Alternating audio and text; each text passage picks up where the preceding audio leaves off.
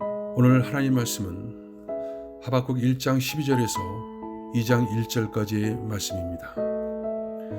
선지자가 이르되 여호와 나의 하나님 나의 거룩한 이시여 주께서는 만세 전부터 계시지 아니하시나이까. 우리가 사망에 이르지 아니하리이다.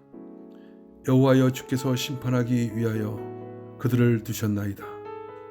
반석이시여 주께서 경계하기 위하여 그들을 세우셨나이다.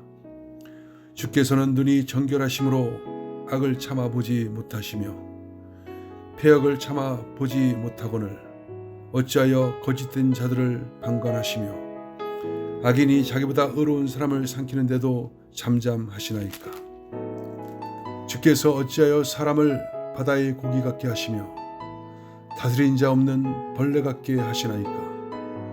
그가 낚시로 모두 낚으며 그물을 잡으며 투망으로 모으고 그리고는 기뻐하고 즐거하며 그물에 제사하며 투망 앞에 분향하오니 이는 그것을 힘입어 소득이 풍부하고 먹을 것이 풍성하게 됨이니이다.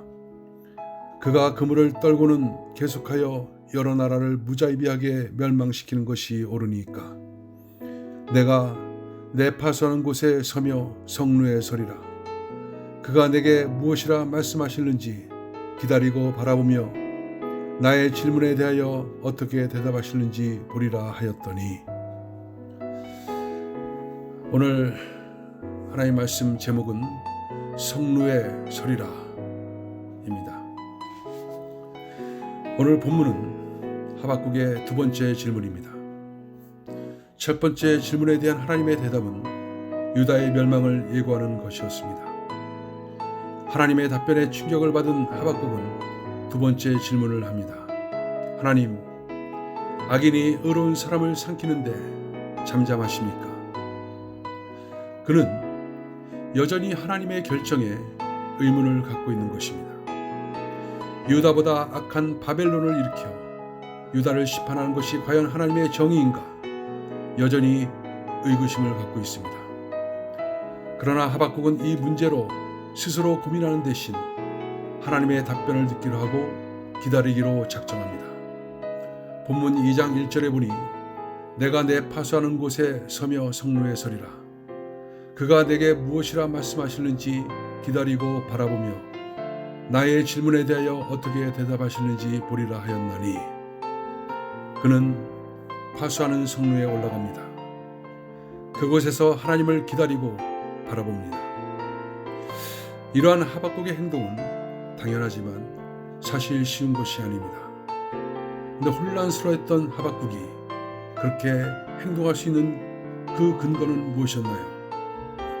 의문이 있었지만 하나님을 신뢰하는 마음이 변함없었기 때문입니다. 하나님이 바벨론을 통해 심판하는 것은 자기 백성을 다시 돌아오게 하기 위함이라는 것을 믿었습니다. 하나님은 이스라엘과 언약을 깨트리지 않을 것이고 유다를 멸절하지 않을 것을 믿었습니다. 12절에 보면 선지자가 이르되 여호와 나의 하나님 나의 거룩한 이시여 라고 말합니다. 하박국은 하나님을 여호와 나의 하나님 나의 거룩한 이라고 부르는데 하나님을 나이로 부르는 것은 깊은 신뢰와 관계성을 나타냅니다.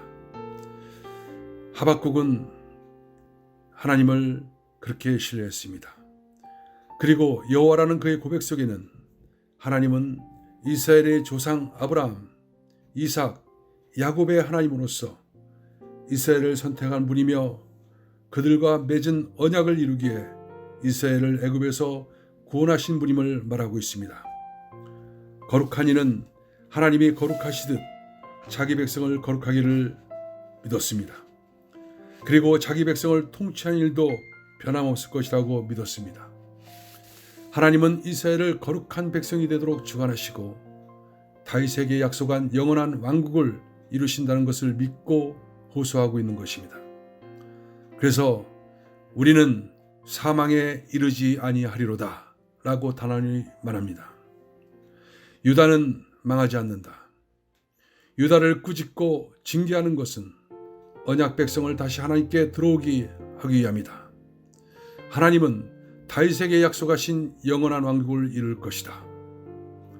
그러한 하박국의 하나님에 대한 신뢰는 파수꾼처럼 성루에 올라가 하나님이 뭐라고 말씀하실는지를 기다립니다. 여러분, 우리에게도 우리 인생에서 이해하기 힘든 상황을 만날 때가 종종 있습니다. 특히 하나님 나라가 세상에 의해서 조롱당하고 하나님의 백성들이 어려움을 당할 때 우리 마음속에서는 회의감이 들기도 합니다. 지금 코로나 사태로 인하여 모든 것이 마비되고 하나님의 백성들이 어려움을 겪고 있습니다. 모든 것을 포기하고 영혼 구령을 위해 선교지에 있는 선교사들이 지금 큰 어려움을 겪고 있습니다. 여러분, 우리의 심정이 어떻습니까? 신실한 주의 자녀가 고난을 받을 때면 불신자들은 하나님이 살아계시면 왜 그런 일이 일어나냐고 합니다. 왜 하나님은 침묵하느냐고 조롱합니다. 오늘 본문에 기록된 대로 악한 자가 낚시로 모든 것을 취하고 그물로 모으고 기뻐하고 즐거워하며 소득의 풍성함을 자랑할 때 우리는 질문합니다. 하나님, 이래도 되는 겁니까? 언제까지 침묵하실 것입니까? 그러나 여러분, 역사의 주관자는 하나님이십니다. 이 세상 모든 인생은 다 하나님의 손안에 있습니다. 하나님의 계획이 있고 하나님의 목적대로 이루어가고 있습니다. 하나님은 좋으신 하나님입니다. 언약의 하나님, 영원한 하나님, 거룩하게 하신 하나님, 마침내 하나님의 목적을 이루는 하나님입니다. 하박국은 마음이 혼란스러운 중에도 자신이나 타인의 생각과 통찰에 의지하지 않았습니다. 하나님께로부터 들려올 말씀만을 겸손히 기다립니다. 그는 간절히 기다렸고 간절히 기도했습니다. 성루에 올라 하나님의 행하심을 기다리며 기도하는 일, 그것은 하나님의 일입니다. 기도하겠습니다. 하나님, 우리가 인생 속에서 참으로 답답하고 그리고 어려운 그런 상황들을 만날 때가 종종 있습니다.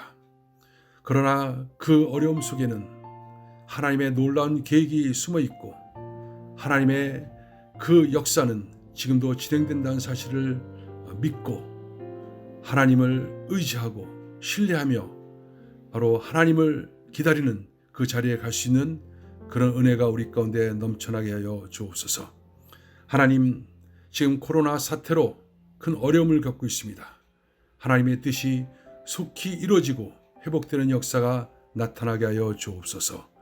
예수님의 이름으로 기도합나이다. 아멘.